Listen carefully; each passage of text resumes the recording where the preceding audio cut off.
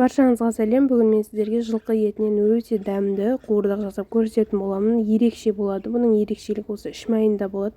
Өзінің іш майының майын жақсылап шығарып, сода қуыратын боламыз. Сондықтан дәмі деген енді ауызда еритін өте керемет болып шығады, қыздар. Іш майды қазанға салып, құрғақ қазанға салып, жақсылап қуырып, майын шығарып алатын боламыз.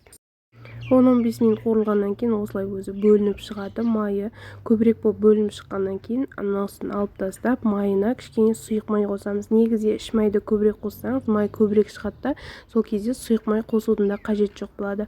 Енді жылқының қабырғаларын, етін, майын қосып, өкпесі мен жүрегін қосып, осы жерде қуыратын боламыз. Жақсылап қуыратын боламыз. Өте көп қуырыңыздар.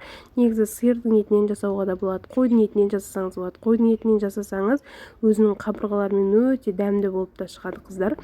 Енді өзін жақсылап қуырғаннан кейін бетін жауып, тұз жетіп, суы шығып, барынша ет піскенге дейін қуыратын боламыз. Бетін жауып 15-20 минут. Кейіннен қуырылғаннан кейін пиязды салып, сәл қуырып, үстіне картопты да саламыз. Ешқандай томат, сәбіздің қажеті жоқ. Өзінің тұзын салып, жақсылап картоп бір 10-15 минут қуырылғаннан кейін бауырды саламыз да. Бауырды да тағы бір 5 минуттай қуырып, үстіне 50 граммдай су құямыз да, бетін жауып 20 минут 15 минут пісіріп аламыз. Сол кезде біздің қуырдағымыз дайын болады, қыздар. Көріп тұрғандарыңыздай өте дәмді болып шығады. Әр елді мекен әртүрлі дайындалды. Бұл біздің оңтүстіктің жасалу жолы. Міндетті түрде жасап көріңіздер. Ас болсын.